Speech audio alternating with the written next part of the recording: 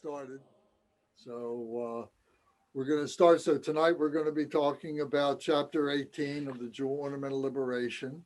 And so we'll begin by doing our opening prayers. So we'll just do short opening prayers, the short refuge prayer and the four immeasurables. So if you'll use your book and go to page 5 and 6 and recite out loud together, please.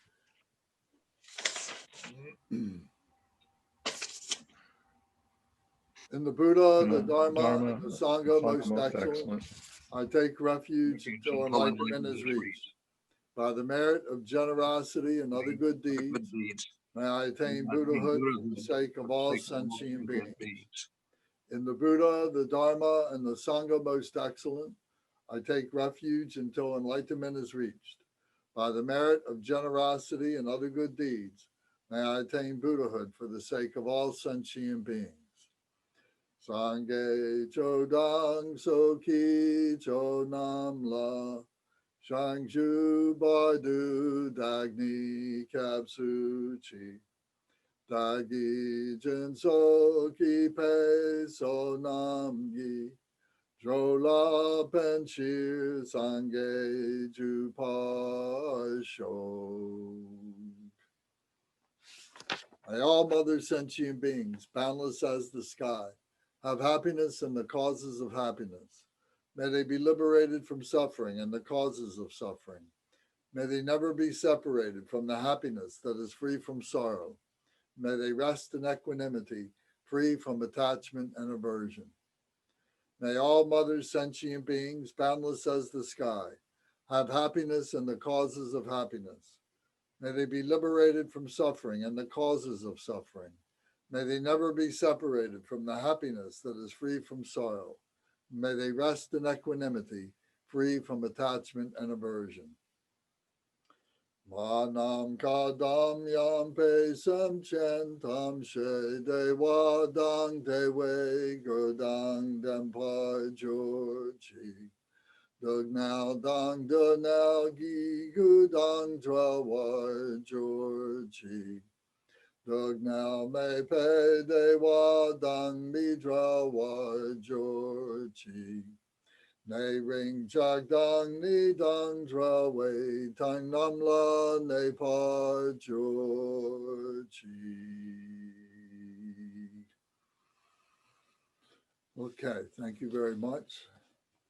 So I sent the outline to you if you got that in your email, and if you've had a chance to print it, or at least you can bring it up on your screen, will be helpful for your reference. And welcome to Zara and Kay. Nice to know that you are there. I can see your names. So hi, everyone. Hi, good to see you. You see that you're here. And Zara, you too. And let me introduce the Venerable Khenpo Kunchok Tupsang, who is with us from Seattle, Washington. And he is my good friend and a wonderful, wonderful Lama. And so he is here to make sure that we say correct things, and he may interject wisdom to our confusion. So he is welcome to do that at any time. So Tasha Delay, thank you. Okay. So we continue talking about the method of not knowing the method of how to practice to achieve Buddhahood. So everything that we've been talking about these number of weeks past has all had to do with how it is that we employ the practice to achieve Buddhahood. And so we're getting closer and closer. There's 21 chapters. So we're getting near the end of enlightenment. So that's great. And but we still have chapter 18, and this is a pretty big chapter. So I don't expect that we're going to be able to finish it tonight, but we will get started with it. And it is a big part of what we do in terms of being able to put ourselves onto the path to enlightenment. So We've talked about the stages of meditation and all the preparation that we go through and the accumulation of merit and all these different facets are actually parts of the fivefold path of Mahamudra, we say. And the fivefold path of Mahamudra, Mahamudra literally means the great seal or the great gesture or the great commitment. There's different ways of translating the word mudra. To me, the most powerful is the commitment that we make to our enlightenment, to be able to put ourselves on that path and to be able to gain stability on that path. So the Mahamudra. So the Mahamudra meditation is what we are leading up to. So this fivefold path begins by first we have to do what's called the outer preliminary practices or the common preliminary practices. And these are the four thoughts that turn the mind to the Dharma, which is an investigation as to why it is that we are motivated to want to be on this path in the first place. So this coming Monday on Buddhism 101, we're going to be talking specifically about the four thoughts that turn the mind to the Dharma. So that would be a good thing to tune into if you're really interested in that. So then once we establish our understanding of the four thoughts that turn the mind to the Dharma, then we begin what we call the stages of meditation, where we start meditating on the four thoughts. We start meditating on love. We meditate on compassion. We meditate on bodhicitta. We meditate on calm abiding meditation, shamatha meditation. We meditate on vipassana, insight meditation. And then we meditate on the deity yoga, the generation stage and the completion stage. So all these are all part of getting onto the path of the fivefold path. So, and we go into a fair amount of detail about that. And there are books that are published with those teachings. So the stages of meditation, we probably have talked about that before. But so we have books as our references to be able to do that. Then, as we are at some point along that pathway, we begin to engage in what's called the inner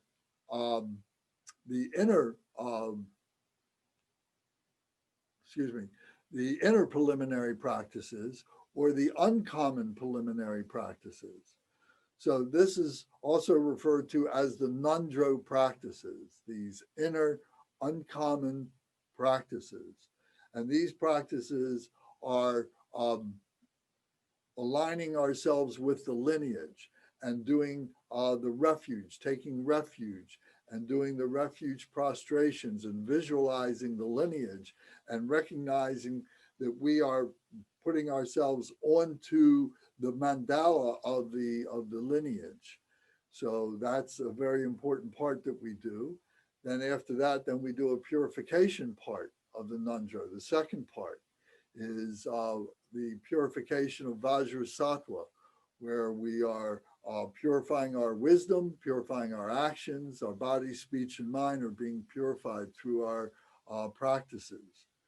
And then after we complete that, then we do the mandala offering, which is an offering of the accumulation of wisdom and merit.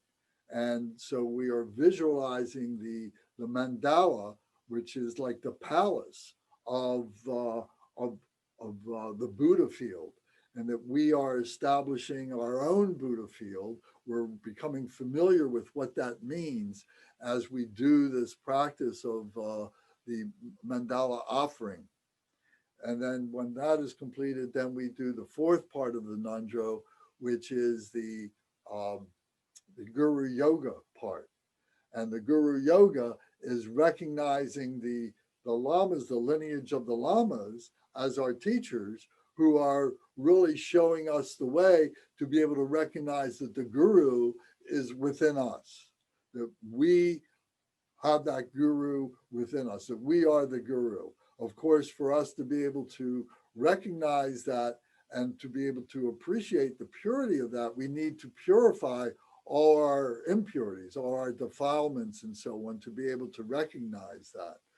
So those are the four Nundro practices. And each one of those contain many, many recitations of mantra. It's very focused and so on. Generally, when this is done, is done by monastics when they are 18, 19, 20 years old, when they're in the monasteries, and they're going into the customary, the traditional 3-year retreat that they go into after they've had, their teachings about their language skills and mathematics skills and science skills and all that stuff, like in their high school, what would be equivalent to our high school and to some basic college level courses and so on. And then they would go into this 3-year retreat. And so the first year would be pretty much dedicated to these Nundro practices that are done all day long and so on until they're completed. And then when that is complete, then they begin going into the Fivefold Path of Mahamudra. And the Fivefold Path of Mahamudra takes up the next couple of years of the 3-year retreat. So by the time they come out, they're 22, 23, 24 years old, something like that.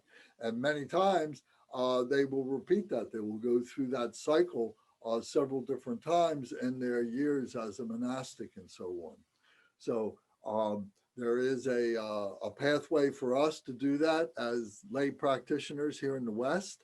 And it is very, very powerful to do that. It is very transformative. So it is something that I recommend to everybody.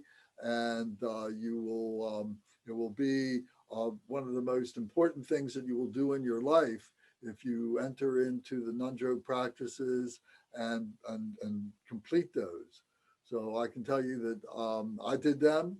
I didn't start till I was 59 years old, and it took me several years to complete them, but I did that. But it was very, very powerful, the best thing that I've done in my life, and particularly as it pertains to the Dharma teachings and so on. But how it has influenced the rest of my life is just beyond what I can convey to you. So now we're going to talk about the aspects of the 5 paths. So first we talk about the cultivation and the training of what it means to be on these 5 paths. So by first we cultivate the mind of supreme enlightenment, and then persistently training, one will go through all the paths and levels of the Bodhisattva. So we're entering onto this pathway. We're entering into this system, into this method. So it is a mind training, and it becomes something that our life then becomes the practice all the time. It's not something we just do for 2 hours once a week or once a day or something like that.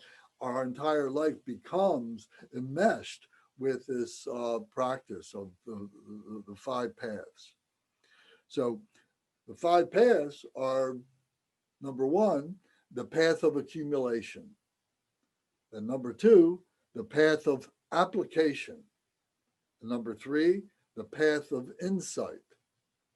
And number 4, the path of meditation practice. And then the 5th is the path of complete perfection. So that gives you an overview now of what this 5-fold path is. So first, the path of accumulation. What does that mean? So the path of accumulation here is labeled as Why it is called the path of accumulation? Because on it, one gathers the accumulations of virtue in order to become a proper vessel for the realization of heat, which is the wisdom experience, and so forth. So, what we are developing on this path of accumulation is bodhicitta, the holy enlightened mind. So, we begin with loving kindness, we go to compassion, and then we talk about joy, and then we talk about equanimity, the forethought of the four immeasurable qualities of bodhicitta. So this is the path of accumulation, to identify this and to really practice this and really be on that path of accumulation. So what we've been doing up to this point is academically talking about what it means, but when we engage in the path of accumulation, we are really actively accumulating the wisdom and the merit that comes from doing the practices that put us there. So those are the stages of meditation, the meditation practices. So again, so this says enabling us to become a proper vessel for enlightenment, to become a bodhisattva, to prepare ourselves for the wisdom experience. So there's 4 stages of this path of accumulation. The 4 stages of progress are root virtues that we are purifying. So they are realization, they are aspiration, they are greater aspiration, and they are achievement. So first we have to have a realization that we want to do this, that we can do this, that it's necessary to do this. And then we have to have a aspiration to really want to see this through, to really want to put ourselves on the path, to really say, you know, my being a human being has meant so many things to me as I went through the different stages of my life. And I was a child, then I became a teenager, then I became 20-something, then I became 30-something, then I had family, and all these different stages that we go through. And to be able to say, you know, there's something else besides just what this ordinary human being achieves in their lifetime. The physical body, the intellectual, you know, achievements that we do, the jobs that we do, the relationships that we have, that there's something that is beyond that, and that there's a spirituality that we are aspiring to. So there's the aspiration, and then there's the greater aspiration to want to become that, to want to become the spiritual person. So, and then there is the actual achievement of being able to do that. So it's a progressive path. We have to start at the beginning, and then we work up, and then we're building foundation, and then from foundation, then we're building like a first floor, and then we're building what we need to do for the stability of the second floor. Then we lay the second floor, and then the third floor, and so on like that. So you can think of it like that. But if we don't have the foundation, if we don't have those foundation practices, then there's going to be cracks that are going to form in our stability and our being able to do all this, and it will crash at some point. It will tumble, and it's very important to do this in order of the achievement stabilities. So it says that there is the lesser is the 4 types of sustaining mindfulness. So we need to understand the mindfulness of the body, the mindfulness of feelings, the mindfulness of the mind, and the mindfulness of phenomena. So to be able to understand these is very important. Our physical body, how important our physical body is, and what relationship our physical body has to our meditation, what it has to the other practices that we do, and so on. If we didn't have this body, we wouldn't be able to do these things. So we may look at our body as being a source of suffering, but we also have to look at it as the gift that we have. This is our working basis to be able to have the proper vessel, to be able to have the proper tools, to be able to support our learning about what meditation is, about what spirituality is, and so on. So we just can't plug into that meditation.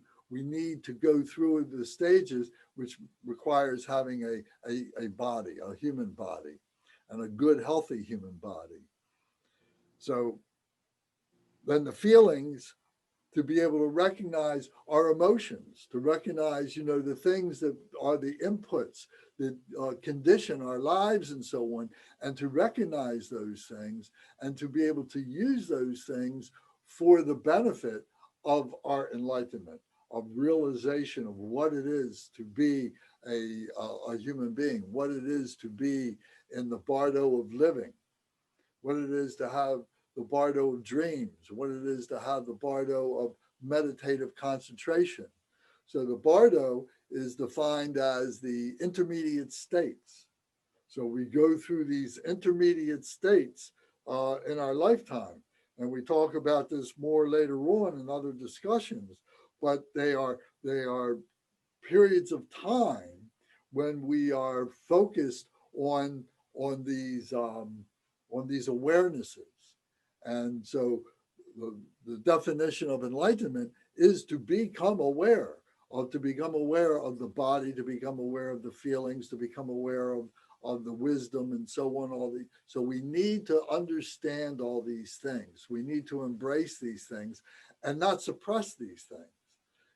Many people have an idea that meditation is some kind of an escape from suffering, from confusion, from the vicissitudes of life and so on. Oh, I can escape this all by going into meditation, and that will liberate me from all these other things.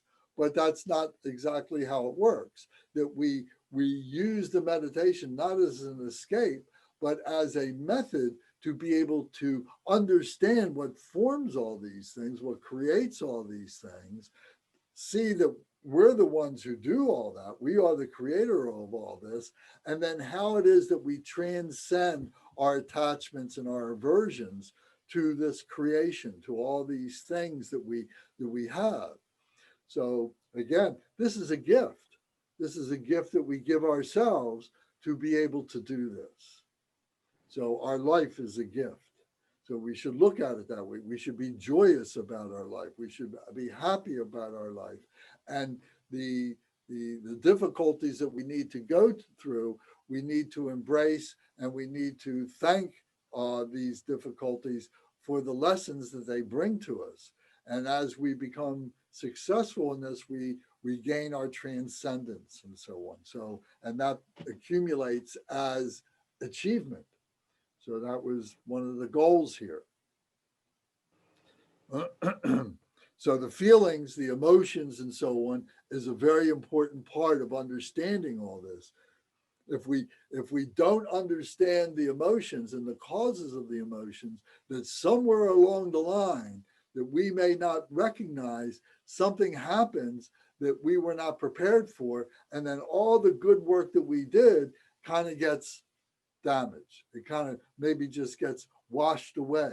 Maybe it has to be repaired. Maybe we have to start over again now with this new emotion that we weren't prepared for. And once we recognize that, then we have to move on.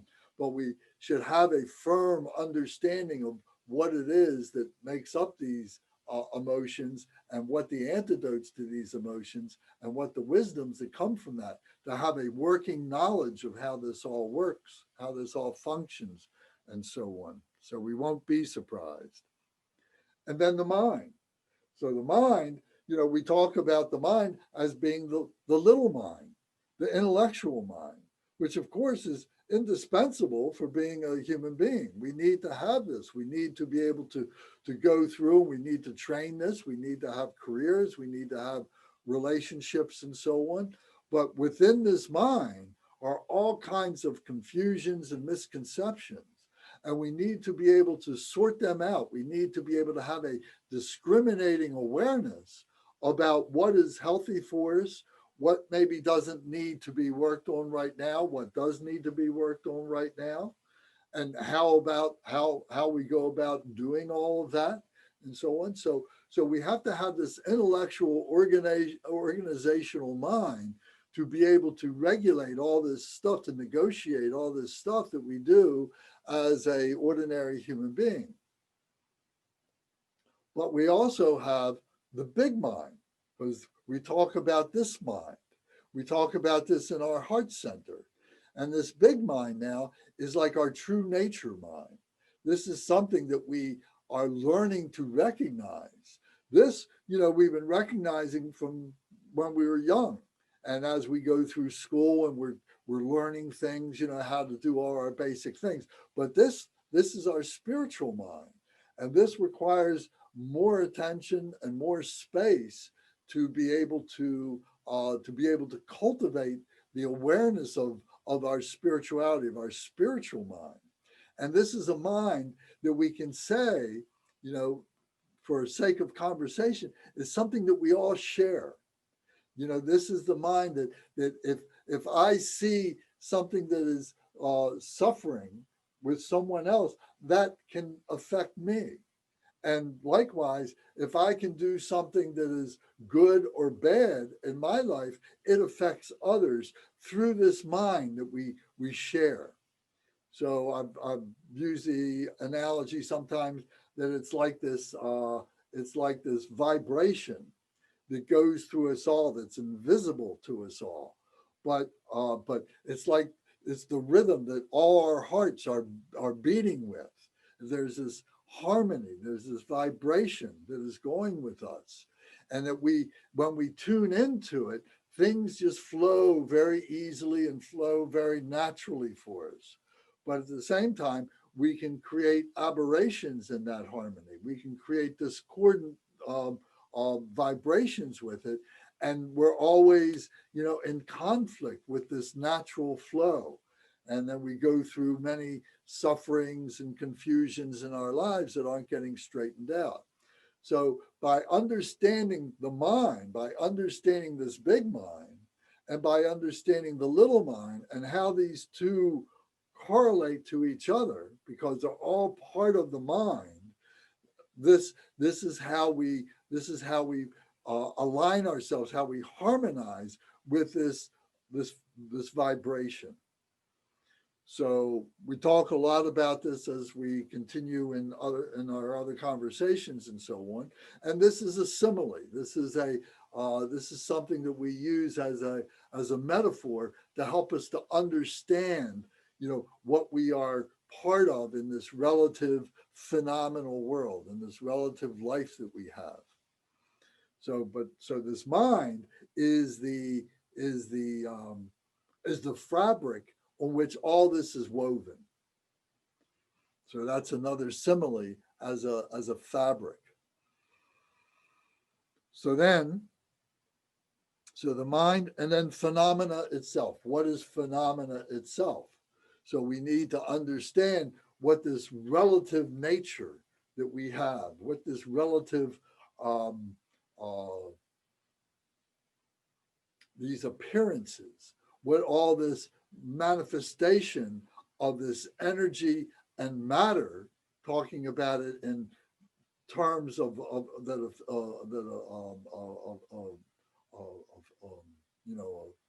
a physical scientist, a physics scientist or something might talk about, that it's all E equals MC squared. If we can slow things down, then all of a sudden they begin to take form. If we can speed things up, then they expand as energy. But if we slow them down, they take form. If we expand them, they take energy. They become energy and so on. So being able to understand this, not just as the great scientists might understand it, but to understand it as ordinary people, to be able to recognize that all this is all manifestation of all this energy and matter coming together in ways that we just recognize as everyday life, as nature. So whether it's our body, whether it's the trees, whether it's the birds and the animals, whether it's the sky, whether it's the water and the animals that are in the water, all these things are all manifestations of this phenomenal nature. So we need to recognize this. And this is all part of sustaining a mindfulness awareness of this path of accumulation, where we're accumulating wisdom, we're accumulating knowledge, and we're accumulating compassion at the same time, because compassion and wisdom are two sides of the same hand. So the wisdom is the loving kindness, the grace is the knowledge that we're accumulating. And the compassion is the way in which we work with that, the way in which that manifests, the way in which we use that, the method in which we take that wisdom and we manifest it as our lives and so on, how it's being used. So we could say that all this is a manifestation, all this stuff that we see, this phenomenal nature, is a compassionate manifestation of this wisdom, in order that we can recognize it, that we can work with it, that we can recognize who we are as being part of that, and then being able to transcend what that is, to be able to lift ourselves, if you will, into pure spirituality nature, pure spirit nature. So we might call that the mental body. There's many names for that. So we talk about that in other books and so on. So understanding this phenomenal nature is a part of this accumulation, understanding this wisdom, how this manifests and so on, and going through a method to be able to do that. We're just not doing it randomly. There is a prescribed method to do this, and it is a progressive path where we do that. So then, still on the path of accumulation is the middle.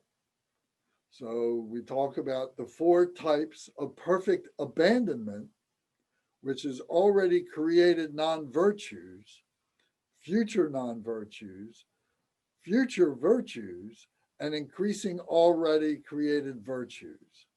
So this is all part of the enlightenment, of being able to understand this. So now we're talking about, how it is that we can liberate from this, how we abandon these things. First, we're bringing these things, we're trying to understand what these things are. We're trying to intellectualize what these things are. We're discovering all these things. But then we also discover that these are the things that kind of pull us back.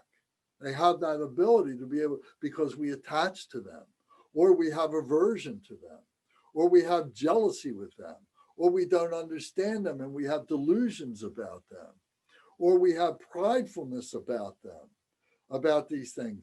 So at some point, we want to be able to cut ourselves off from these things, but to do it in a way that is a healthy cutting off. It is an abandonment, but it is an abandonment that is not just an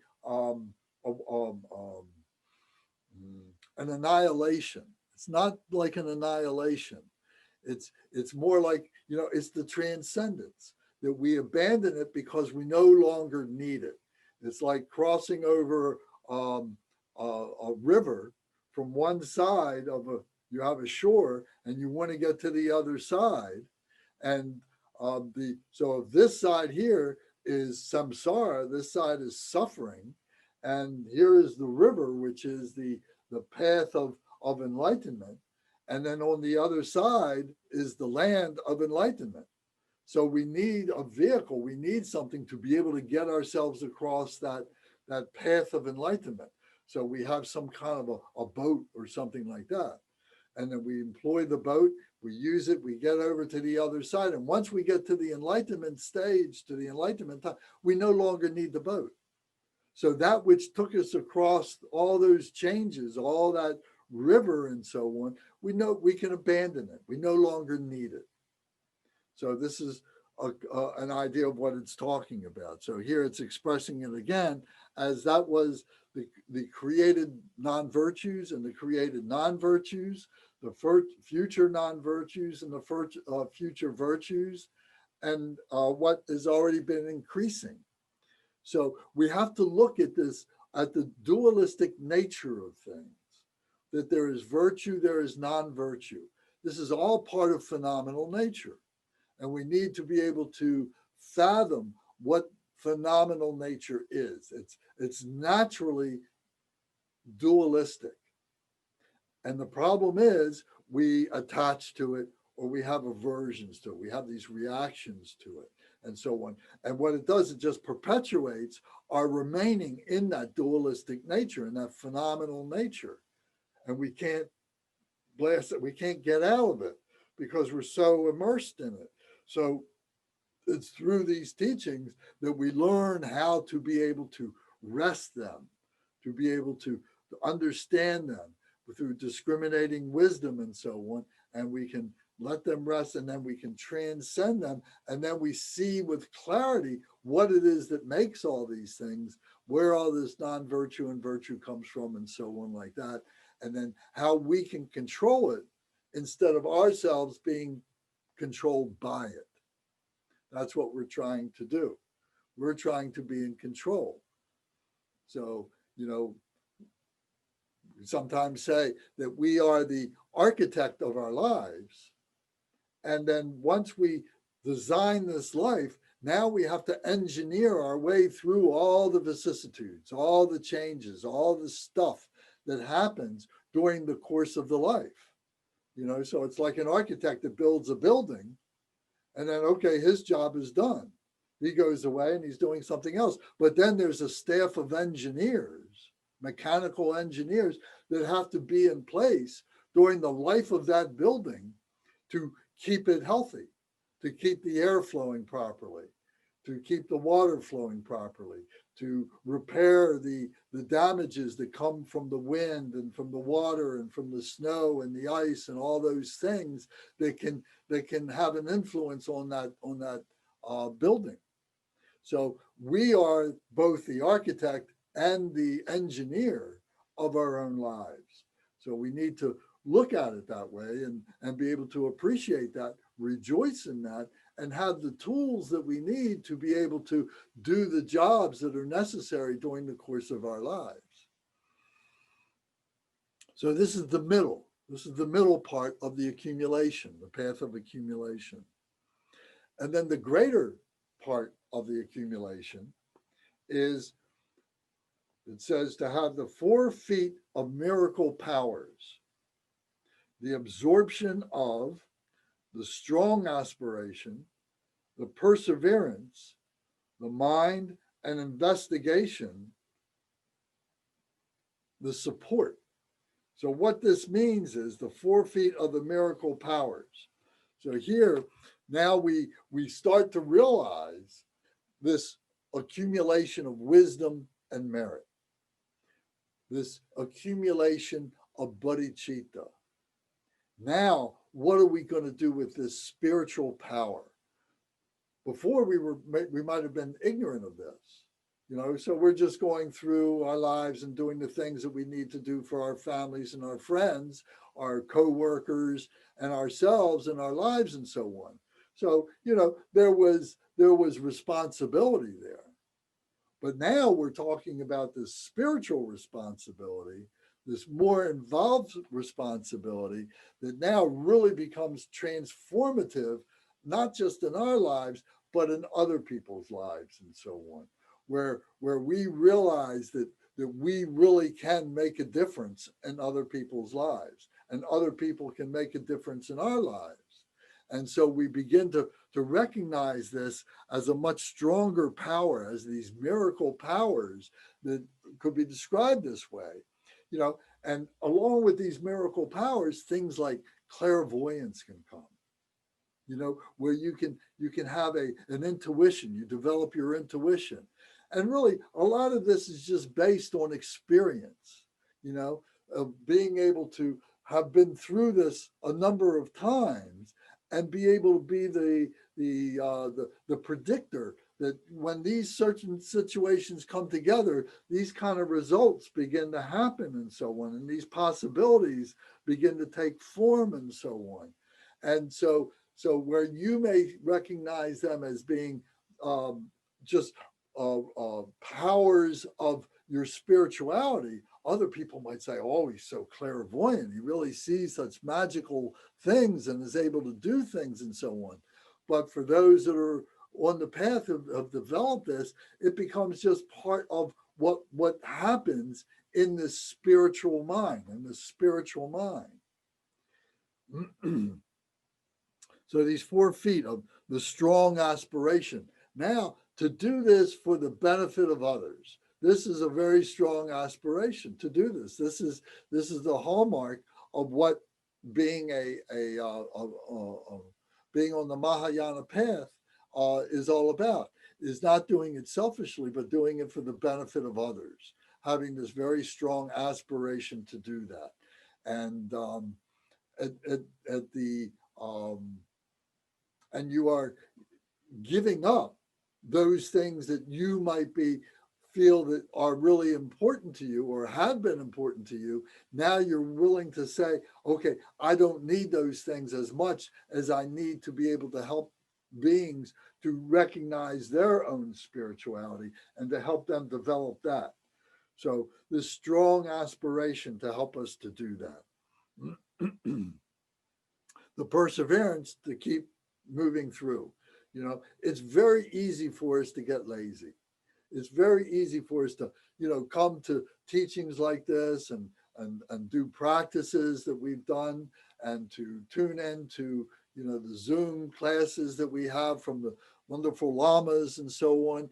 And it's really good. And maybe, we do that for 6 months or we do it for a year, during this time, these past 8 or 9 months, there hasn't been a lot of other things for us to do. So it's, we've had a lot of time to do this and say, okay, we can do that. But what about when this crisis is over and now we can go back to our regular lives? And now, do we marginalize, that spirituality, those things that we have learned and so on? Or do we continue the perseverance to continue on this path of developing our spirituality, doing our practices, learning more things, attending more teachings, practicing those teachings over and over again? So how strong is that perseverance? And then again, developing the mind, developing more and more of this big mind, recognizing more and more of what this big mind is and understanding it from a experiential point of view and not just a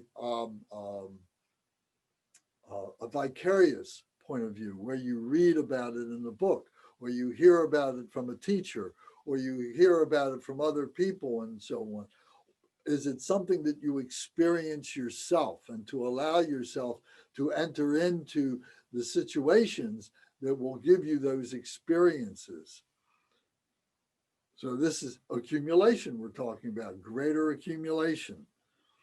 And then investigation. So now to be able to work with it and say, well, what more can I do with this? What other things can be done with this? And are there some things that are within my life that I kind of need to dig into? I need to dig out.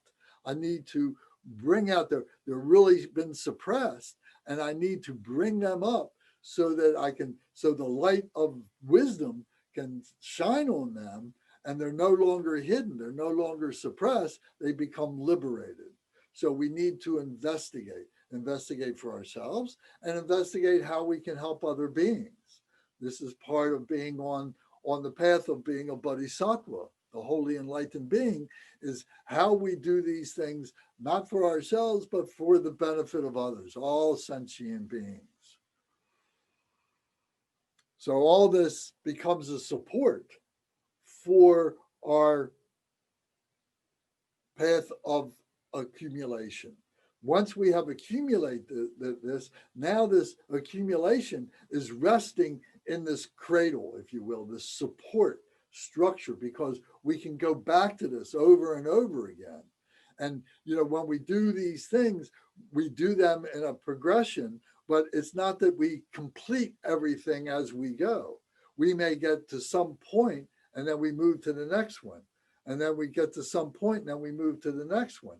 But then at some point we come back and now we refresh and we go back to this point that we left behind before. And now we refine that a little bit more. Then we go to the next one, refine that a little more. And as we do, we're continuing our progression and so on. So all this needs to be supported. All this needs to be a cradle. So this path of accumulation, this accumulation is the cradle of this. And we begin to, and what this develops, what the word that we use for this is our merit. How strong is our merit? How powerful is our merit? The work that we've done, how strong is it to help us through? Because sometimes there are some situations that happen that we don't understand, that we didn't expect. And our merit, that path of accumulation, that support can carry us through. It's like having somebody that's there at our back. It's like having somebody at each arm. And we're going through this difficult passage, and all of a sudden you feel this presence at your back. You feel this presence lifting up your arms and carrying you through this to help you through this. So the merit works a lot like that.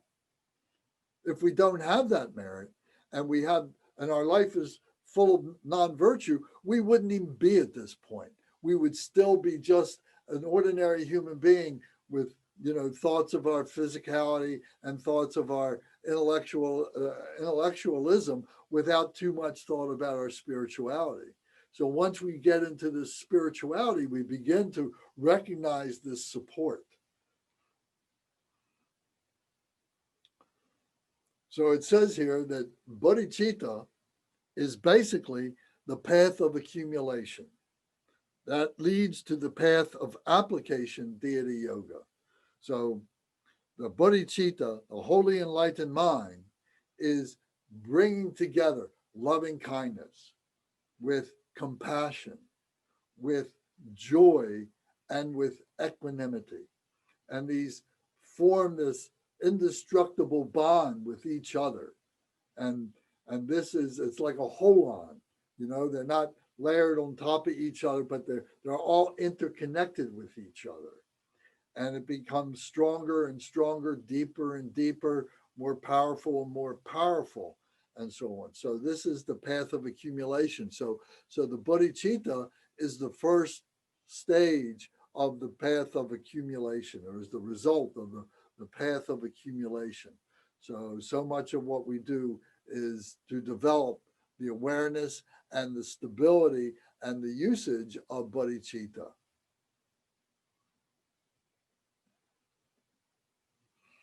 Okay, so does anybody have any questions or comments about that?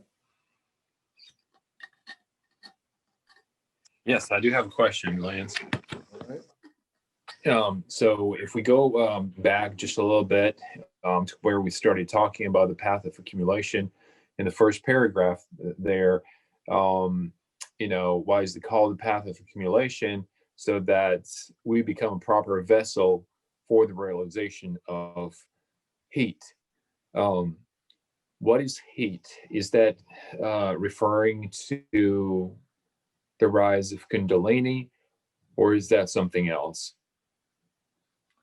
Well, I think the heat is a simile that comes from the wisdom, the knowledge. It's the heat of having all this together. It's having this digestive power to be able to take in all this stuff, to be able to digest it, and then what results is this heat. Heat comes from taking in food, and then the things that are inside of our body, the bacteria and all this stuff that's alive inside of our body is digesting that, and heat is the result. So the heat is an expression of this wisdom, this manifest wisdom that comes from the digestion of all these things that come together. So it becomes, when we begin to control it more at a higher level is when we get into the 6 yogas of Naropa and we talk about the Tummo, to be able to do that. And that becomes very transformative. So first we have to understand that what this is doing, what is that heat in the first place, is wisdom that is arising, wisdom that is being generated, wisdom that is being fomented, that is being born, not born, it's already there, but it's burning away all the Afflictive emotions. all the emotions, yes, All the those afflictive things. emotions, yes. Yes. So the heat is just a way of expressing that. Okay. The realization of heat, wisdom experience.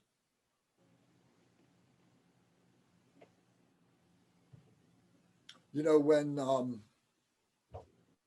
I've gotten either angry or I've gotten very enthusiastic, very inspired about something, I start taking off my shirt, my coat. You start getting hot.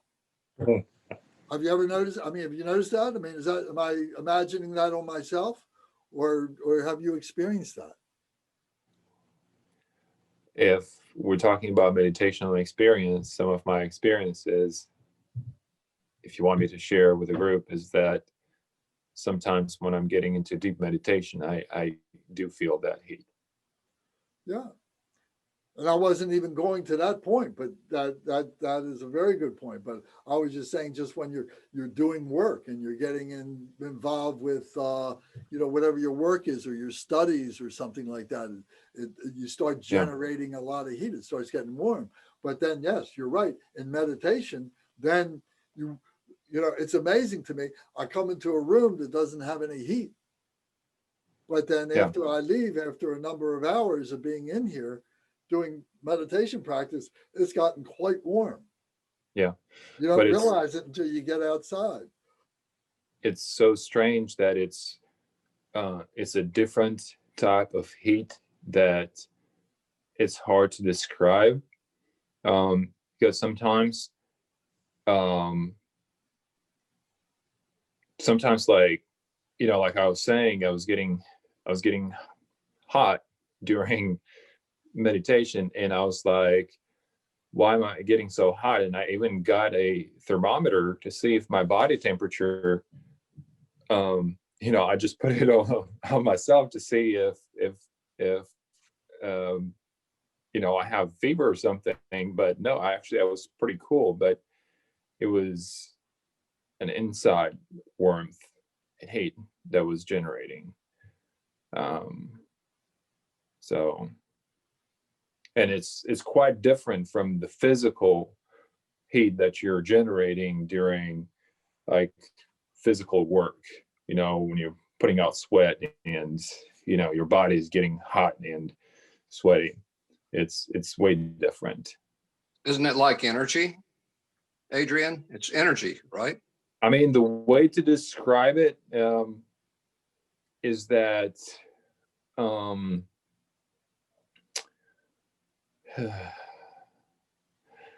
it's kind of like when you eat like mint, and you have that sensation, but it's not in your mouth, but it's rising through your spine.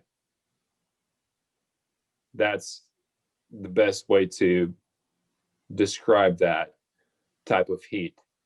But your body stays cool. It's like an aura of heat. It's like, I guess so. Yeah. It's like the aroma, the aroma of perfume or something like that, something that's evaporating, it has that it has a feeling of movement to it. Yes.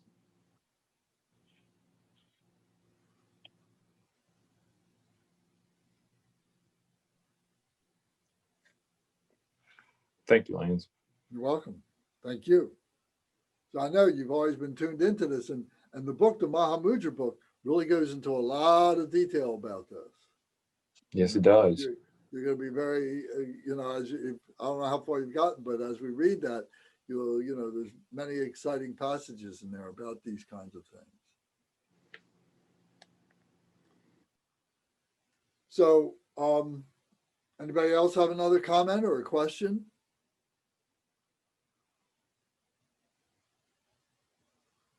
Has anybody had an experience with us like Adrian has, with either working and feeling, this sensation of heat coming on, when you're doing, our intellectual things or doing meditation? Have you felt meditation heat like this?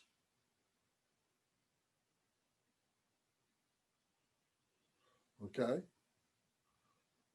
Lance, I haven't yet, but I'm going to pay attention. I don't know if I should be paying attention to that sensation, but I haven't yet. And that may be a result of me just being newer. Just let it come naturally. Good suggestion. Yeah, just let it come naturally, Okay. Yeah. It will find you. Yes. Okay, Adrian. I'm waiting for that moment. All right. Well, don't be in a hurry, may take another day or two, but it's coming.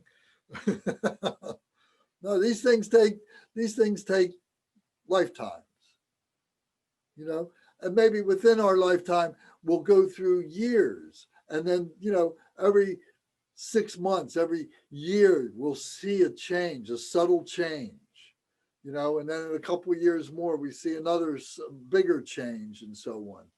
So the trick is just to allow yourself to be on the path. The perfection is being on the path. The perfection is not the goal.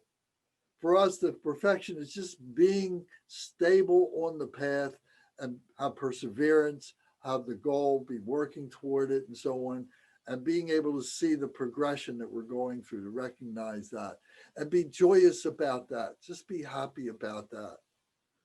Obtainable goals.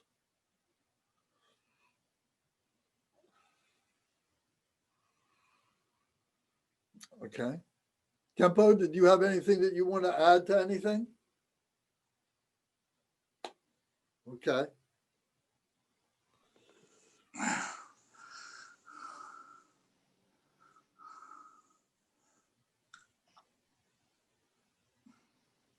Okay, I didn't know if you had anything that you wanted to add.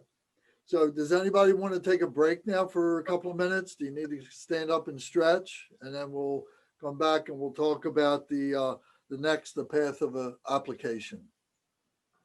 So if you don't need a break, I'll just continue going on. I'm going to get some tea. You're going to go? I'll get some tea. All right, well, please go and come back quickly. Okay, thank you. If you have any questions in the meantime, I'll try and answer them for you. Hello, I don't have any question. Thank you for Okay. teaching. Well, you are the professor.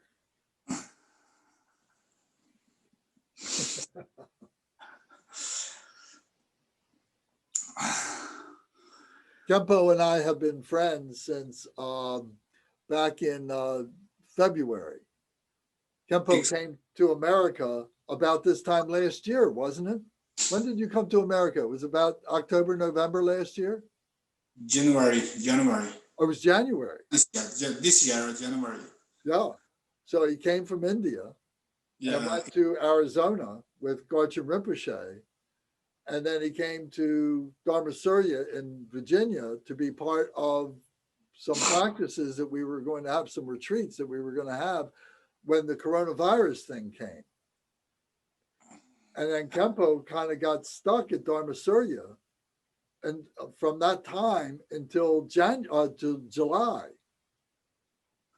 And we developed a very excellent friendship where we talked on the telephone every day.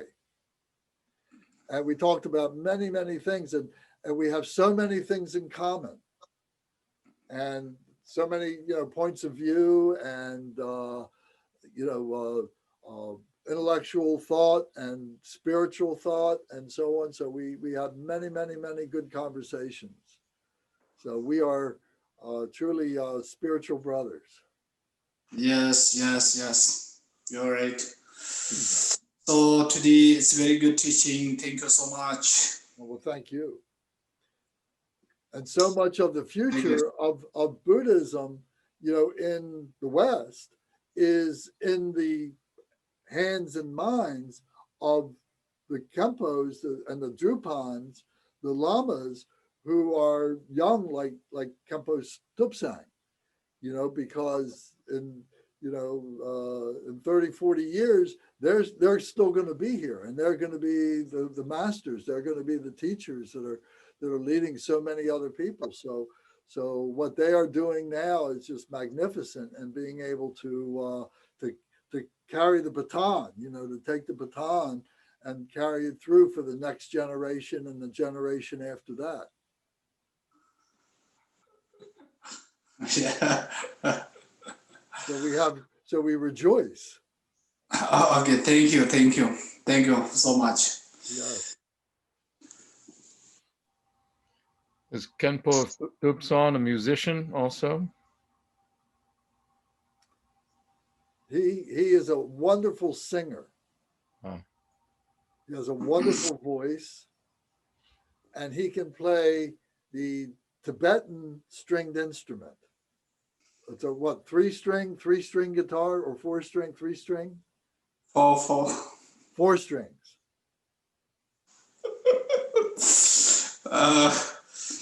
Yeah, actually also Lance teach me how to play guitar with tenor guitar, and when I was in the region, that times we sing song together, and sometimes playing guitar by Lance, and I sing song, we live together and like this.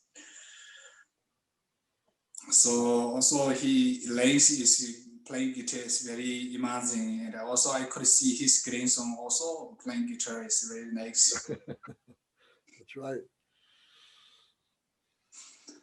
That's so cool. I love that you guys connected and with music. That's awesome. Yes. Thank you, thank you. Yes. And like I said, Khenpo has a wonderful voice. He's a wonderful singer and chanter. Okay, so now we'll move on to the next topic here, which is the path of application. So once we have this accumulation of wisdom and merit, of bodhicitta, now we need to apply it. We need to have a way to make it go to work. So this is the path of application, and this is referred to as the deity yoga, as the Four Noble Truths, the way in which we begin to take this loving kindness bodhicitta, and we be able to now teach it, to be able to live it, to be able to actualize it, the way that we use it to approach our lives, the approach that we now have with the rest of our lives, now in some degree as a more enlightened person, a more accomplished person, because we have gone through these changes to recognize these accumulations and so on. So now we need to apply this. We need to use this in our approach with the rest of our lives and other people. So it says, why is it called the path of application? Because there one makes an effort to directly realize the truth. So we are applying it to recognize this in our minds and in our actions.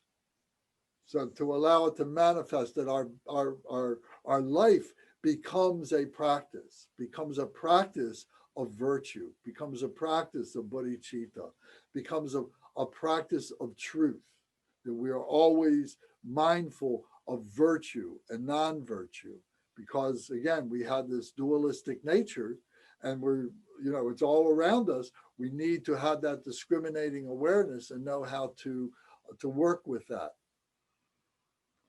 So it says here, the 4 stages This is the 4 stages corresponding to the 4 noble truths.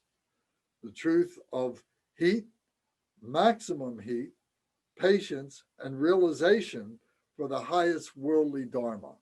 So this is a higher level of being able to examine this. So first, we look at the 4 noble truths. So the first noble truth is that the truth of suffering, that all life has suffering. It doesn't necessarily mean that all life is suffering. There is happiness, but that happiness can change into suffering. Likewise, suffering can be transformed into happiness. So we see that there is this dynamic of change that is part of the human life. So these 4 noble truths were the first teaching of the Wheel of Dharma by Buddha Shakyamuni, the historical Buddha, right after he attained enlightenment. So these 4 noble truths are the basis of all the Dharma teachings that we are exposed to in Buddhism. So again, all life has suffering, and it's something that we have to come and recognize and accept responsibility for. Why do we have to accept responsibility for it is the second noble truth, because the truth of the cause of suffering is that suffering is the result of desire and self-grasping. Self-grasping, our self-grasping, our grasping at itself. So desire is wanting to have this life, wanting to have this body. Then along with that comes the other defilements like delusion and like anger and like jealousy and like greed and pride and all the myriad combinations of all those 5 basic poisons make up all these emotions that we have, these 84,000 emotions that we have. So the cause of this is the cause of this suffering is our self-grasping, our wanting to have this life. So to put this in a little bit of a perspective, I asked the question, where were you before you were born?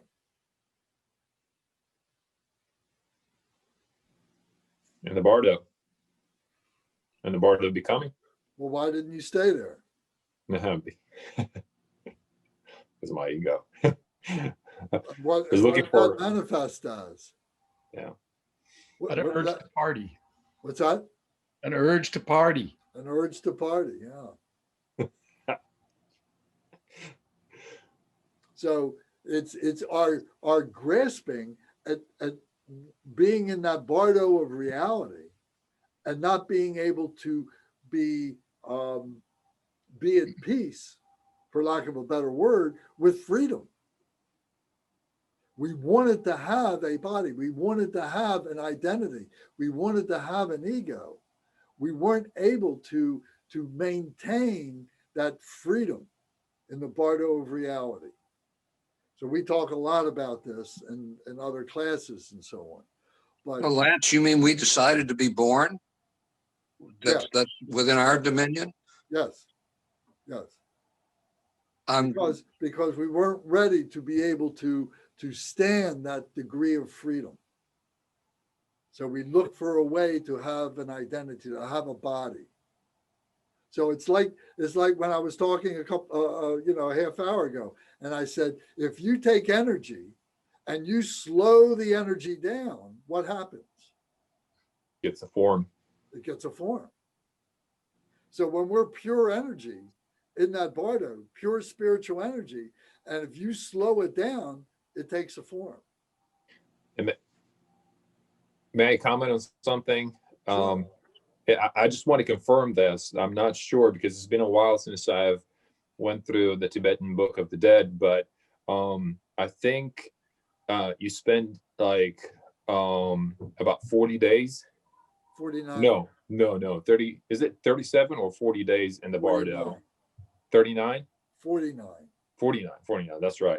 And I think that was like the amount of time that it needs for a human fetus to start developing, if I'm not mistaken. Well, well, we won't go into a lot Or- of detail about it tonight, you know, but it is Yeah. said that we go into the bardo of reality for 49 days. When we die, when we give up this body, we lose our physical body, we lose our intellect, we use our brain. That's gone. All our memory is gone. And all we become is spirit, because that is indestructible. So now it goes and it becomes into this bardo of reality.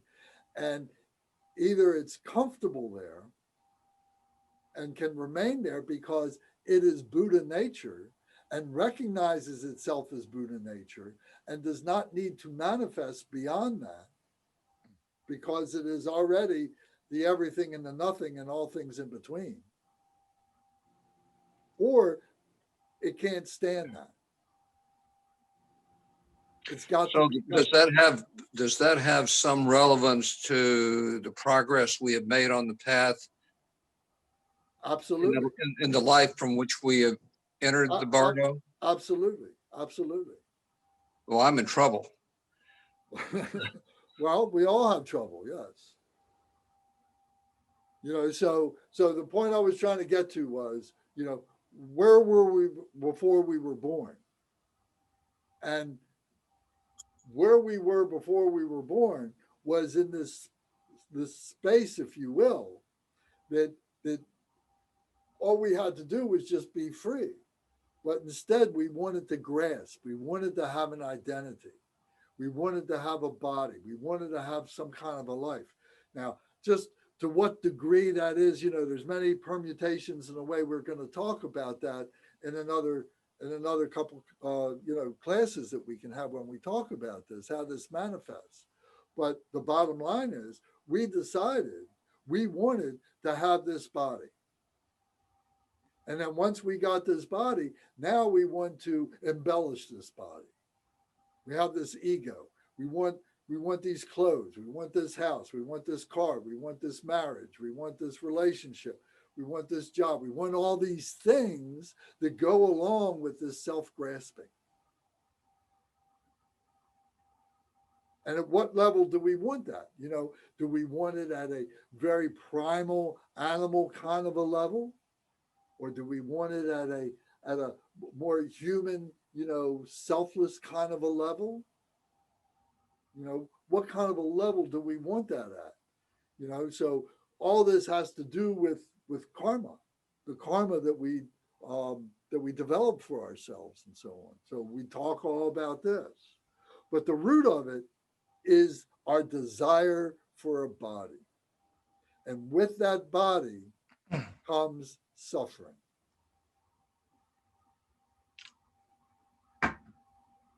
We're born suffering. We're born completely helpless. We're born where if our parents didn't take care of us, or those who we consider to be our parents didn't take care of us, didn't clean us, and didn't feed us, and didn't protect us, and so on, we would die very quickly. We couldn't do anything for ourselves. And then then they teach us how to get along with you know, in our atmosphere, or rather in our environment, in the house and so on, and how to do things and how to begin to talk and how to walk and do all those things and so on. So without those things, we're suffering. And then we expose ourselves to different kinds of diseases, you know, getting colds or getting the flu or getting earaches and all the things that we get as children. And then injury, when we fall, we're learning how to walk, and we start running and we fall, and we scrape our knees or something, and then we break an arm or something like that. All these things begin to happen. So we have the suffering of sickness and injury. And then as we get older, then we have the suffering of our old bodies, of our bodies not working the way in which they used to. and the suffering from that. Our hair turns color, our eyes can't see as good. We need to have the glasses and Our mind maybe falls hearing apart. aids. What's that? Our mind falls apart. Or we begin to get forgetful. All kinds of things begin to happen. So we go through the suffering of old age. And then finally, we go through the suffering of death, the inevitable suffering of death. And if maybe, more about the fearfulness of what that is going to be. Is it going to be painful? Is it going to be long and drawn out? What kind of a death it's going to be? Am I going to miss my family? Are they going to miss me? I'm going to lose my body, all these possessions I got, all these things are tied into the death. So our life is full of these sufferings that we kind of push aside. We try not to think about these things. Of course, some people become obsessive and that's all they do think about. And some people would say that the Buddhists are obsessed with death themselves, But what the Buddhists are trying to do is to just recognize the reality of it and be able to accept it and be able to use the life that we have to transform the emotions, to transform the fearfulness, to transform all the confusion so that we no longer have the grasping, so that when we die, that we are released back into the bardo of reality, and now we're ready to remain free. Now, what does that mean? I don't know what that means. What does it mean to be in that bardo? What does it mean to, we know 3 dimensions, but maybe when we die, there's 4 dimensions or 5 dimensions or 6 dimensions or maybe 16 dimensions, who knows? But to be able to prepare ourselves for that, to be able to say, I know what this is, and this is the ocean of suffering.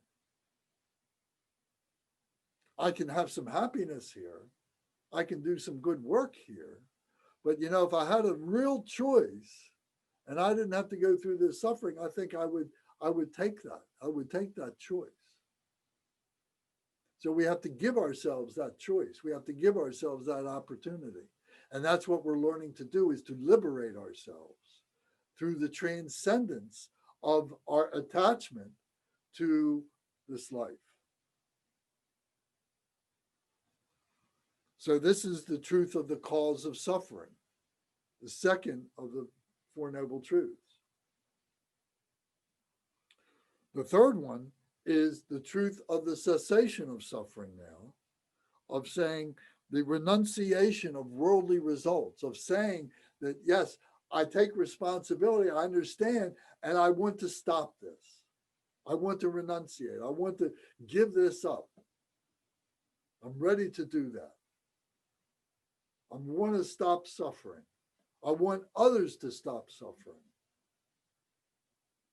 But just saying that and making that manifest is very, very abstract, is very difficult, has so many myriad permutations to it. How do we do that?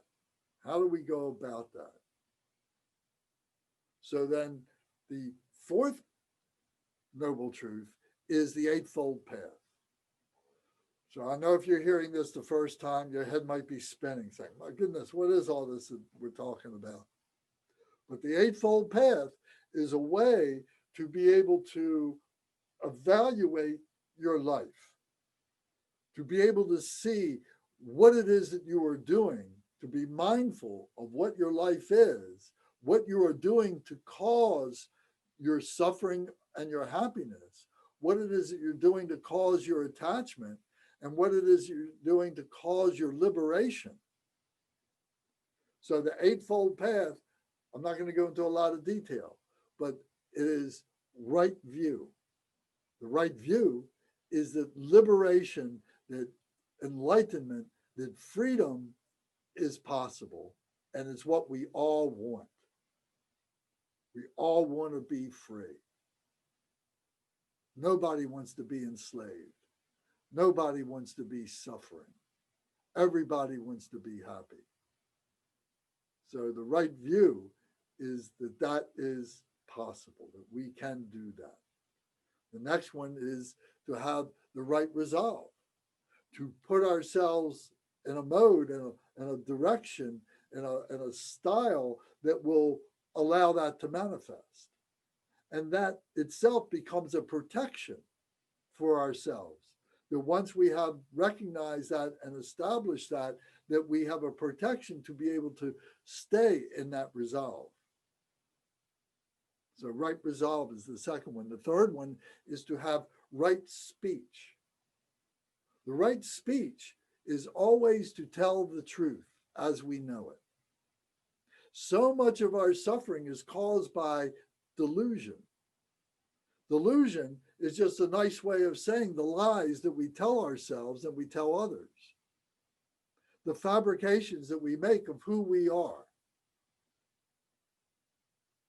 And if we always tell the truth, then there's no delusion.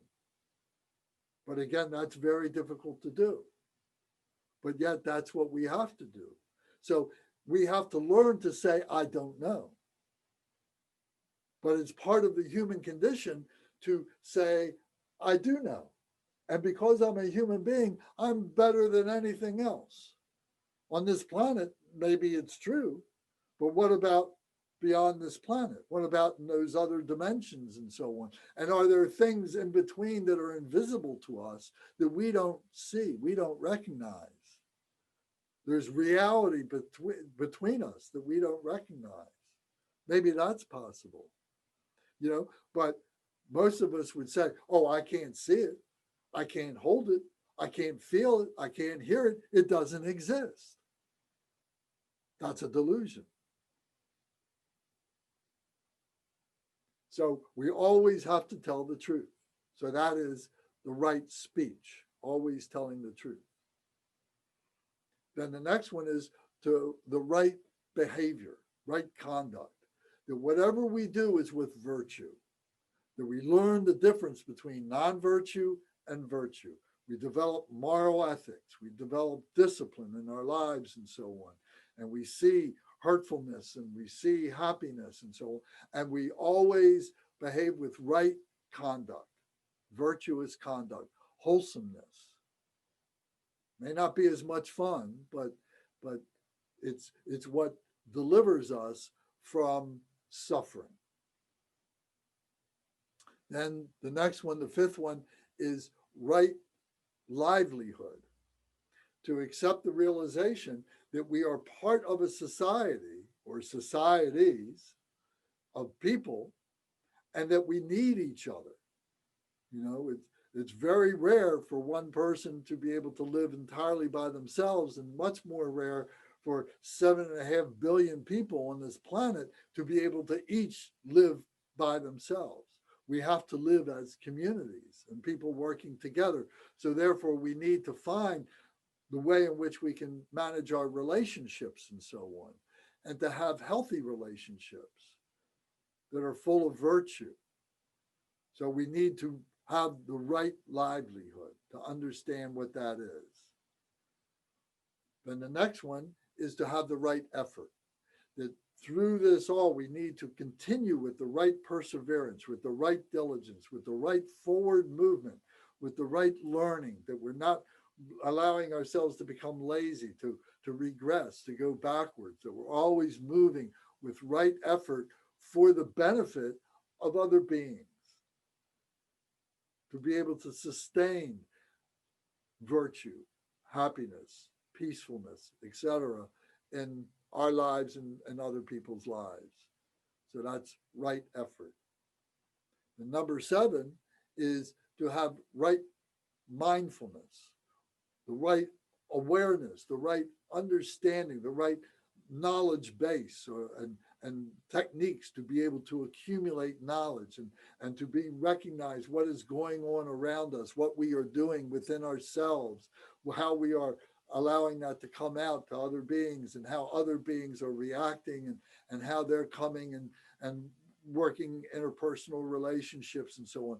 To have the right mindfulness of all of this, to develop a sense of circumspection, of contemplation, of meditation, to be able to rise ourselves through the different levels of consciousness, through the different levels of awareness and so on, and to the higher levels of meditative consciousness and awareness and so on. So to have the right mindfulness, to develop that. And then the eighth one is the right concentration or the right absorption, that all this all coming together within ourselves, within our body, to become this vessel that holds all this, that is managing all this. All this is all coming to fruition within this body, within this intellect, within this space, within this sphere and so on, all together with this, and to have it to be a wholesome, virtuous vessel. So these are this is the eightfold path that with virtue gives us the ability to have the cessation of this attachment, of the suffering, of grasping to this life. These are the Four Noble Truths. So again, this was the first teaching of the Wheel of Dharma by the Buddha. Yes, Gary? I don't know whether this is an epiphany or a sudden dawning on me, but what this appears to me, and I don't doubt it, it's not that I doubt it, it's just, I don't know why it took this long for it to dawn on me, but this is a total renunciation of Western socialization, of Western thinking, and the way we've been raised. The game, the high need achievement, the existential thinking. Like John Locke said, that the mind is a blank slate upon which experience write. But that's not what you're saying. Something completely different. That we live our lives being taught. Making a list and checking it twice, having sets of objectives, long-range goals, and I don't think that this totally repudiates that, but the way we move through our lives and relate to each other, the Western thinking doesn't really consider this type of relationship that we have with the person to our right and the person to our left. Well, you're correct. About getting Your there. observation is correct. And this can be discussed in two different ways that are relevant right now. This was the first turning of the wheel. So this was the Buddha teaching, okay, this is our situation, and this is what we can do about it. Then the next turning of the wheel, the second turning of the wheel, was the teaching of the middle way. And the middle way gets established, gets recognized by understanding the extremes. It's very practical. And when we look at it from this point of view, it makes even more sense of what you're saying. What are the extremes? We say that there are two main extremes. There's the extreme of nihilism on one side, and there's the extreme of eternalism on the other side. So nihilism is nothing matters. There's no retribution. There's nothing to fear because it's all nothing. It's all just chaos. The only organization comes out from whatever we put on it, whatever morality we put on it, but there's no retribution if there's no morality. On the other side is eternalism. Eternalism is everything's going to be okay. Everything is going to turn out right. You're going to be forgiven of all the bad things that you've ever done because it implies that there is this eternal, creator being, if you will, that is omnipotent and will forgive everything that we do, this eternalism, and it will live forever. So those are two diametrically opposed extremes. But in the middle, there's a dynamic that sets up. But then there's two other extremes. At the other side, there is the extreme of materialism, that everything is material and that everything is here for the benefit of human beings, because all this is the dynamic of the human experience. The nihilism, the eternalism, the materialism, or the substantialism is that everything is here for us. Everything is there, is ours to use. We just have to figure out how to use it and the best way we can, and so on like that. And when we exhaust this planet, we move on to another planet and do the same to it. And goodness knows how many planets we came from. So that's materialism. Then on the other side of materialism is individualism or egoism. That as long as I got mine, that's all I need. Everybody else, they can take care of themselves. It's just about me. My individualism, that's all that matters. My ego, that's all that matters. That's all I need. So you can see that there is a practicality for all these things. There is a practicality for materialism. There's a practicality for egoism, for having a persona. There's a practicality for nihilism. There's a practicality for eternalism, and it's all in the middle way. And we have to be able to examine these extremes and to be able to bring those extremes into the middle way. So what you are suggesting, what you've observed, is that things are out of whack. And of course, man being, human beings being who they are and their arrogance, we always think that we're correct and everybody else is wrong. So Western man thinks he's correct. Americans think they're right. Russians think they're right. Not different nationalities, all these different games, racial games, all these games that people are playing and so on. So being able to recognize this is all part of the phenomenal nature. All this are the games we play. All these are just are just fabrications of what we think things are, and thinking that they're permanent, instead of recognizing that everything is changeable. Being a human being means that you can change. But how many people really want to change? Because they're holding on to their ego. They're holding on to their self-grasping of who they think they are, who they want to be, and so on. So this path of application now is taking this loving kindness, this compassion, this joy, this bodhicitta, and applying it now to now a much wider field, to a much bigger field, and making this field our Buddha field, if you will, our field of peace, our field of bodhicitta. This is the path of application.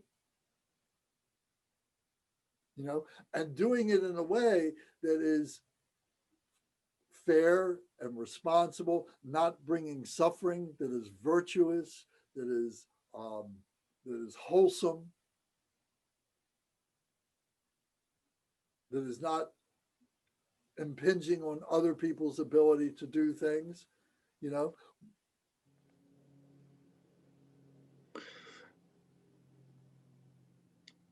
Lance, I have a further question, just kind of like to build up on what Gary was saying. How do we know that Dharma is not, trying to stay on the middle path? How do we know that Dharma is not polluted by cultural influences? By self-examination, by using the Eightfold Path. Look at it. The Buddha said, look, just because I'm telling you this stuff doesn't mean you got to do it. But the invitation is for you to try it, test it. If you don't think it works, fine, move on, do something else. But what the Buddha found, what he's taught, And what so many others have discovered is that this is the path to enlightenment. Now, it's not the only path to enlightenment. There's other paths that are virtuous paths that teach the way to enlightenment as well. But none that I have been able to discover is as articulate as this. So the invitation is there for you to test it. Don't take it for granted. Just because the Buddha said it, or I said it, or a Kempo said it, or a Drupal said it, or the Dalai Lama said it, don't take it for just that. You've got to make it your own. You've got to discover it yourself. You've got to discover your own true nature. Does that make sense? Yes, it does. You know, so I guess your question could imply, well, who gets to decide what is suffering and what isn't suffering? So everybody has to decide that for themselves. You have to develop the wisdom of discriminating awareness. Are you happy? Are you suffering? You know, and recognize that, you know. I'm sure there are psychologists that can talk, you know, books upon books upon books about those questions. More than I can, that's for sure. But it's through the investigation.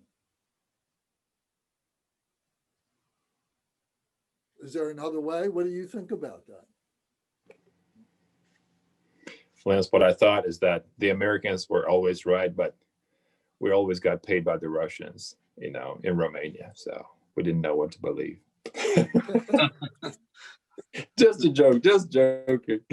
And actually, in these days, everything's been turned upside down now. You know, yes, people don't know what to believe anymore. Nobody knows what the truth is anymore.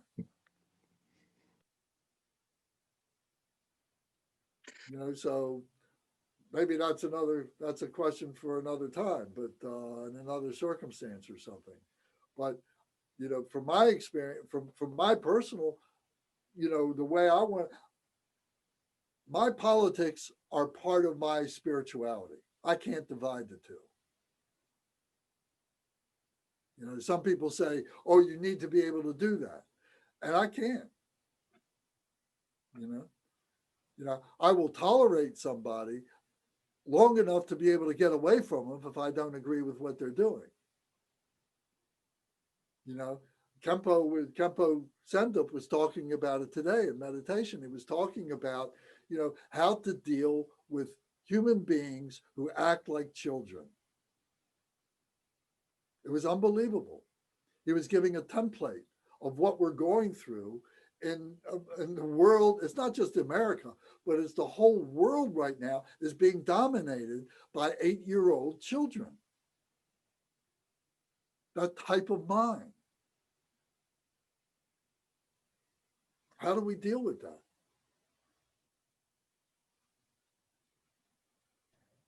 Was that recorded, Lance? Yes. I'll have to go listen to that tomorrow. I'm gonna make a note. Yes, it may be up on, it's The Way of the Bodhisattva, the chapter on meditation. It was so poignant to where we are today. Okay, thank you. Yes.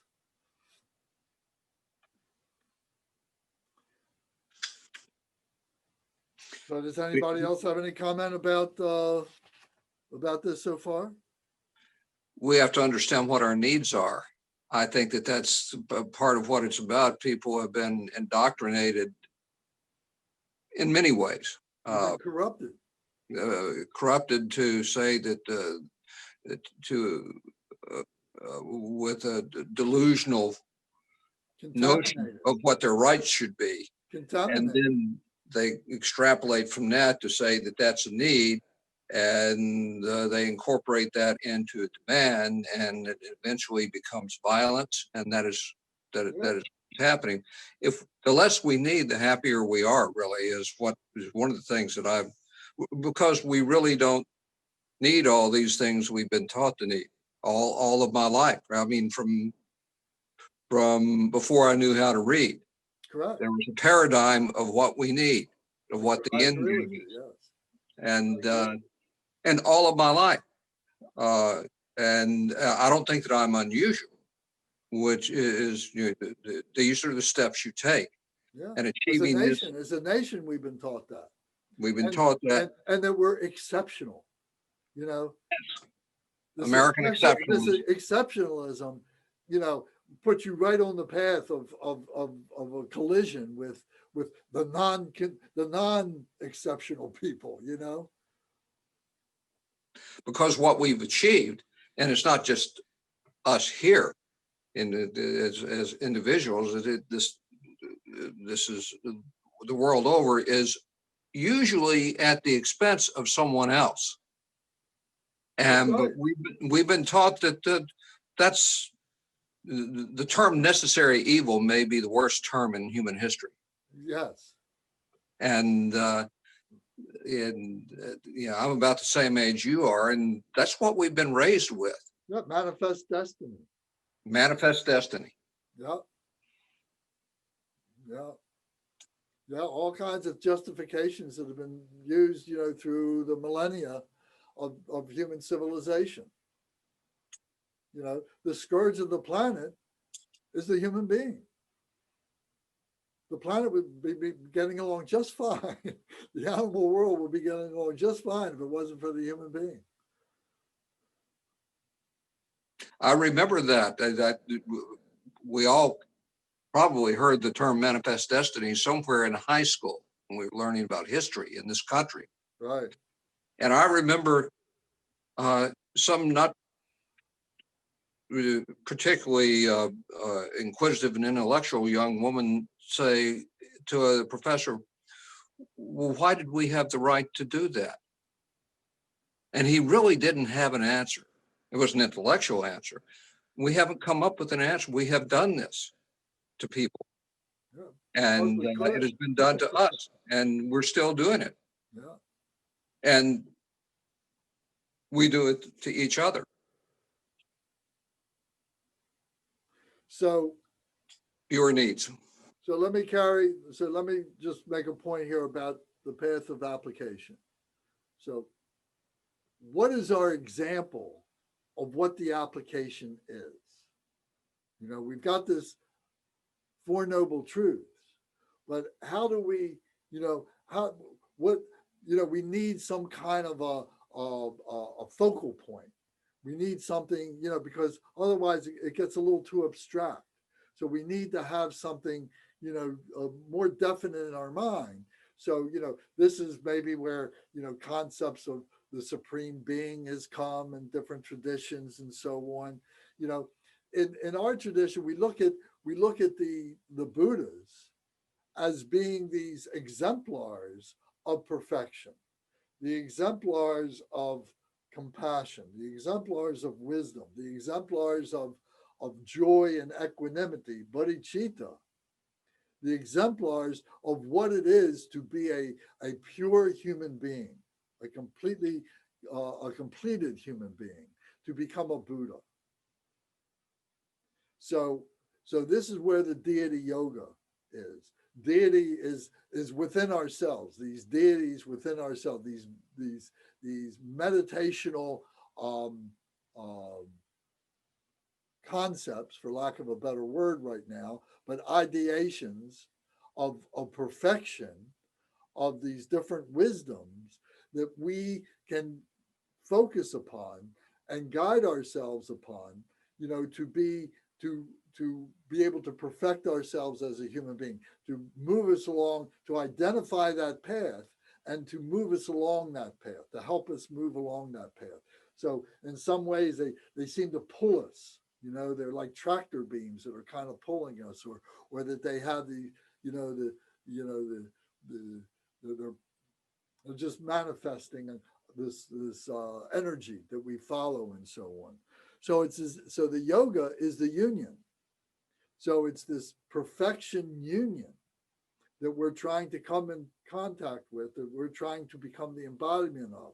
When we do Om Ah Hum with our body, speech, and mind, that we become inseparable with the body, speech, and mind of the Buddhas, of the enlightened ones. Who else will we become?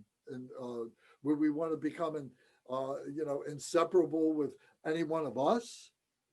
Full of our foibles and confusions, or any of our political leaders, or any of our financial leaders, or any of maybe our sports leaders.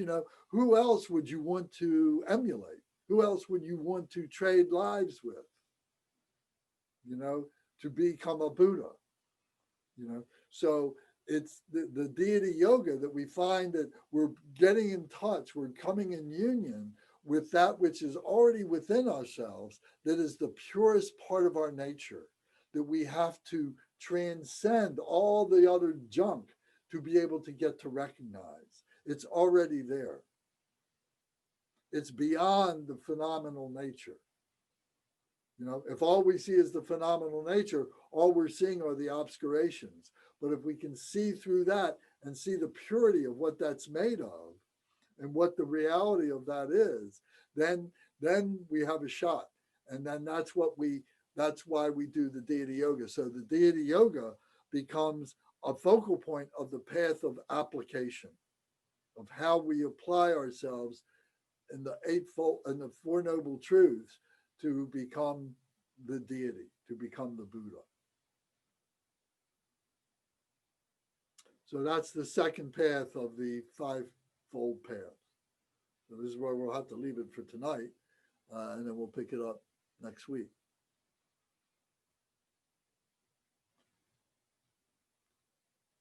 So please add something to that. This is, as usual, very helpful. Thank you to everyone. Oh, you're welcome. Have you still been doing meditating?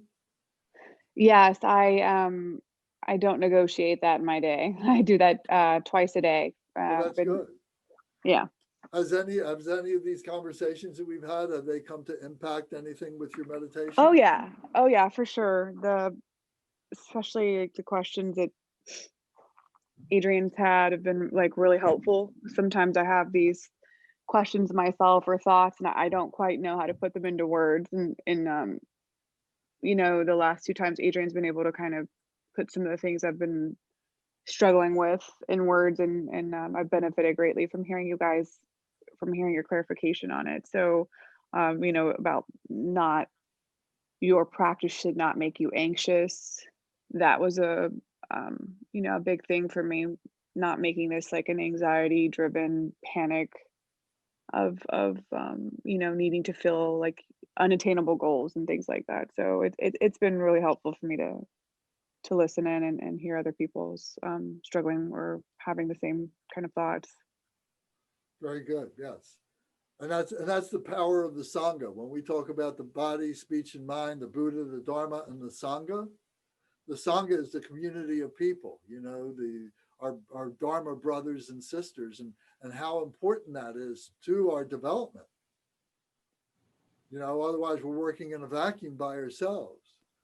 Yeah. So to avail ourselves of the community is a huge part of becoming a spiritual person. Yeah, it's been great. Thank you. You're welcome. Thank you. Lance, I have a quick, well, might not be that quick, but I was just thinking, maybe, we can discuss about this another time, but the deity yoga, were this practices taught like this during the time of the Buddha?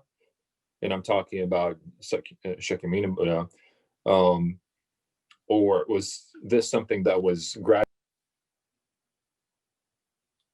You cut out there.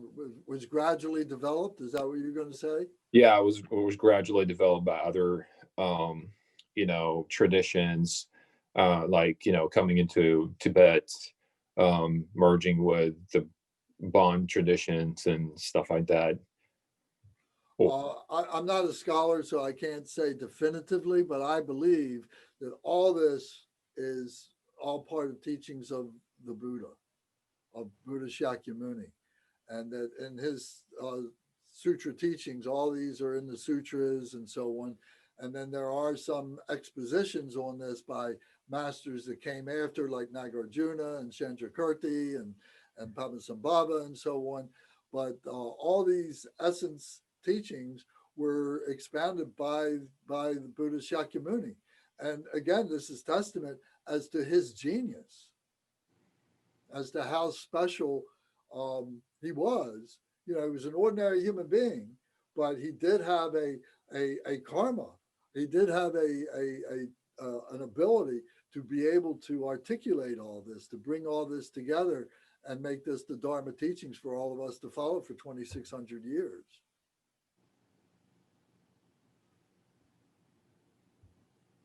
Campo, Thank you. could you expound on that? Could you say anything? The question that Adrian asked was, were these teachings of the Fivefold Path and so on, was this teaching of Buddha Shakyamuni?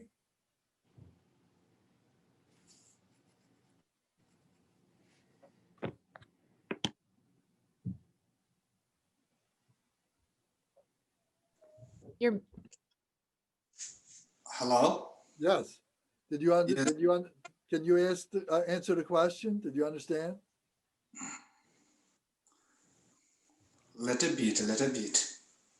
The question was, were these teachings, in particular the Fivefold Path, Excuse me? the Fivefold Path, the Mahamudra, Mm-hmm. were these teachings of Buddha Shakyamuni?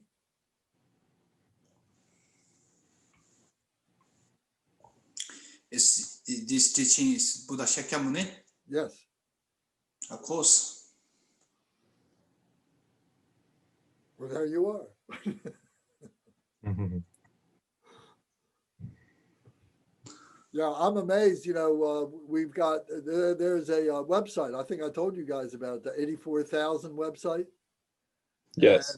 And I've read a few, not very many, but it's just amazed me of what was being taught by the Buddha that, you know, has been translated into English, is being taught by the Buddha. All this, everything I've read has been, you know, was taught by the Buddha. Totally amazing.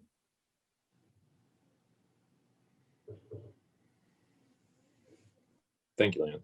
Thank you, Kenpo. You're welcome. Anybody else have anything else?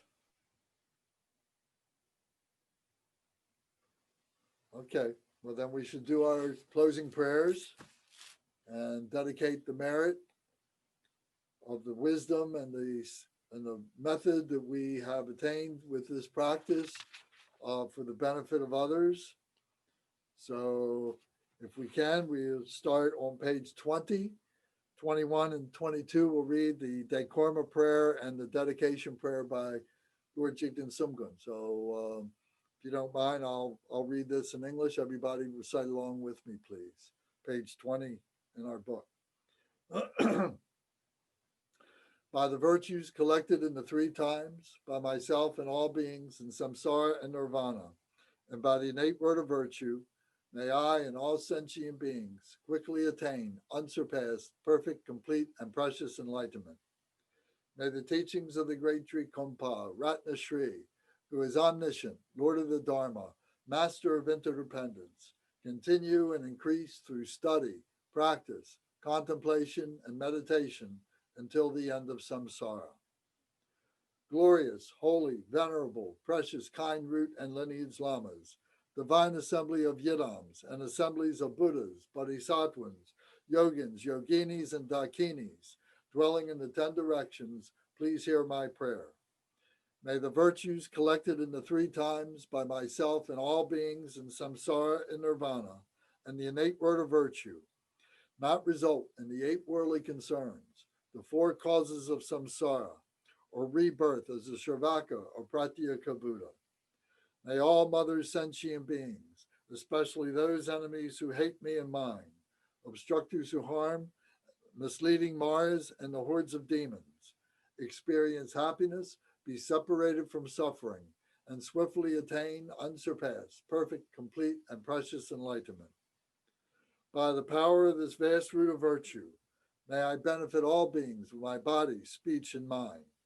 May the afflictions of desire, hatred, ignorance, arrogance, and jealousy not arise in my mind. May attachment to fame, reputation, wealth, honor, and concern for this life not arise for even a moment. May my mind stream be moistened by loving kindness, compassion, and bodhicitta, and through that, may I become a spiritual master with good qualities equal to the infinity of space. May I gain the supreme attainment of Mahamudra in this very life. May the torment of suffering not arise even at the time of my death. May I not die with negative thoughts. May I not die confused by wrong view. May I not experience an untimely death. May I die joyfully and happily in the great luminosity of the mind as such and the pervading clarity of Dharmata.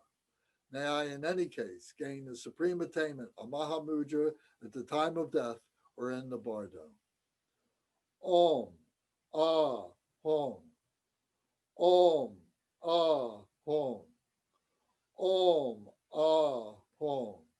May my body, speech, and mind become inseparable with the body, speech, and mind of all the enlightened ones.